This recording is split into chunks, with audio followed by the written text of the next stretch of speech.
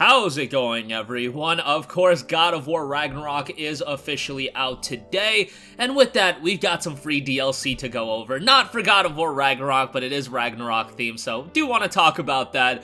We'll cover all of that for Sackboy: A Big Adventure. Also want to go over a couple of PS4 and PS5 game updates. Tales of Symphonia Remastered finally has a release date, and my god, I don't even know why they continue to schedule games for February. Like, we're just gonna get slaughtered, and part of me thinks these games are gonna get slaughtered just because there's so much stuff coming out, but nonetheless, we'll talk all about that. And Project AK is officially titled Arad Chronicle Kazan.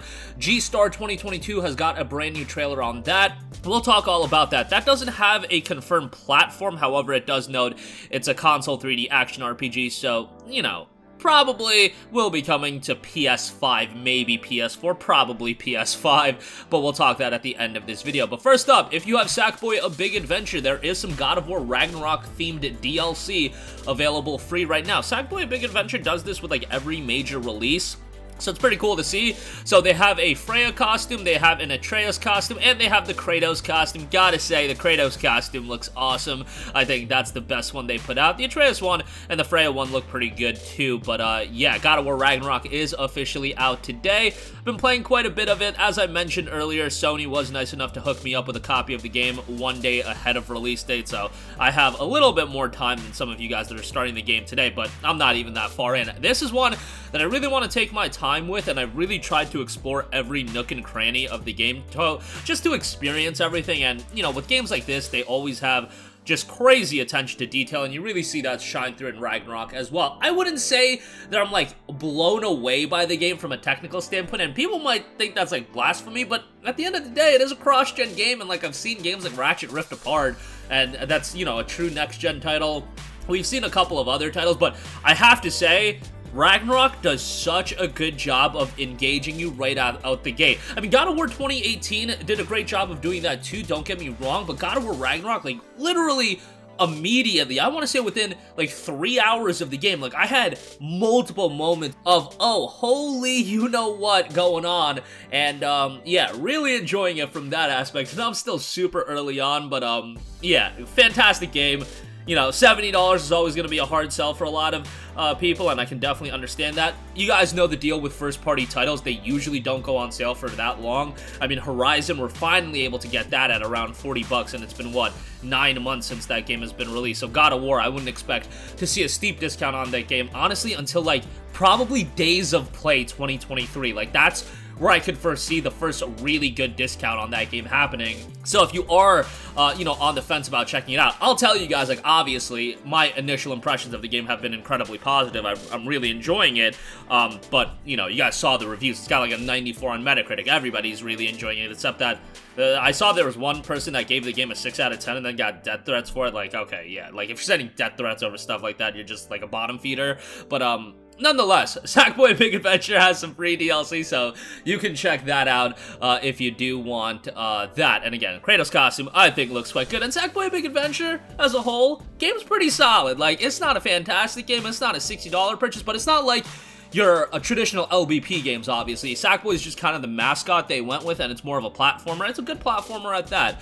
Not available on PlayStation Plus Extra yet, and I imagine it will be at some point, so hopefully that'll be happening sooner rather than later. Alright, moving on from that, Tales of Symphonia Remastered has got a release date. Why does February have to do this? It is February 17th worldwide. So February, to give you guys an idea, Hogwarts Legacy, Atomic Heart, Wild Heart, Tales of Symphonia Remastered, that's off the top of my head. On top of that, there's Dead Space Remake and Forspoken in late January, so yeah, like, while it's about to be slaughtered, now in the case of Tales of Symphonia Remastered, this is more of a niche title, so, like, you drop it in February, the people that are interested in it are probably going to pick it up regardless. The people that aren't are probably going to pass on this one.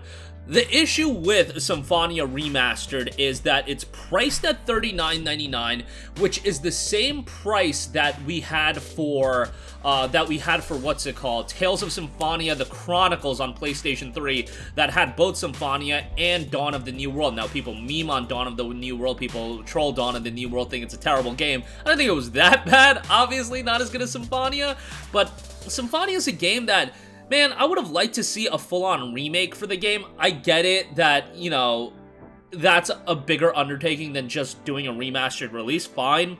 You can throw up a remastered release. It's not going to be a colossal undertaking or anything like that, but I do think there's room in the market for full-on remakes of Tales of titles, and I imagine that at some point they'll go the Tales of Abyss route, and I just think it would be such a bad idea to remaster the game and not give it a full-on remake. Like, imagine Tales of the Abyss getting a full-on remake at the level of Tales of Arise from a technical standpoint. It would be brilliant, and Tales of Abyss has one of the best main character story arcs I've seen out of a JRPG. Like, Luke's story is so well done that if it just gets a remaster, I'll be a little bummed about that. But in the case of Tales of Symphonia, I know a lot of people regard it as one of their favorite, if not their favorite Tales of title. I don't think of it that highly, but you know, I didn't play it right when it came out, so maybe it doesn't hit with me as much, but I didn't play Abyss right away. I played it, like, I believe a couple years after the initial release, so, you know, Abyss, still one of my favorites. Symphonia, I liked it, and I'll definitely play the remastered release, but coming in February, it's gonna be one that might get, you know, a little bit of a back burner for a little while, because Hogwarts Legacy, Wild Heart, Atomic Heart, that's a lot of content to get into, especially when Hogwarts Legacy is probably going to be a pretty big undertaking in its own right. But nonetheless, $40 for the standard edition. There is a chosen edition available over on the Bandai Namco store. That's $50. I think the Bandai Namco store does charge like wild shipping costs and wild like other fees, so like just bear that in mind. So yeah, that could be a pricey endeavor for you to take on. Lastly, I do want to note, Project AK is officially titled Arad Chronicle Kazan.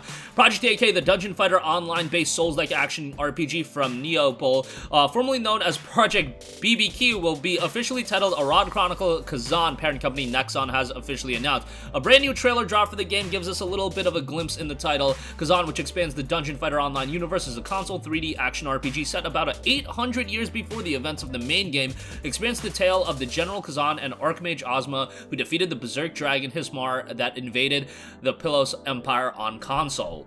This is noted to be more of a challenging action RPG, so we'll see how this one turns out. Again, no specific platforms nor release date have yet been announced, but just looking at the game and the early glimpses that we're seeing, looks like a PlayStation 5 game to me, but, you know, they be doing wild stuff on PS4, so who knows?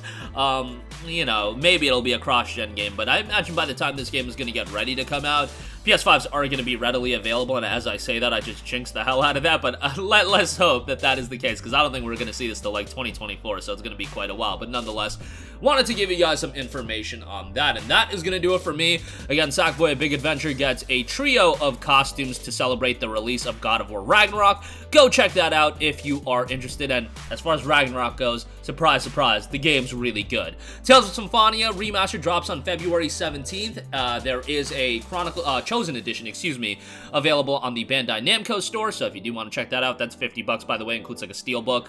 If you do want to pick that up. Project AK, officially titled Arad Chronicle Kazan, it gets a brand new trailer, you know, online Souls-like action RPG coming that way. That's going to do it for me. Sound off with all of your thoughts in the comment section down below. Thank you for watching, and goodbye.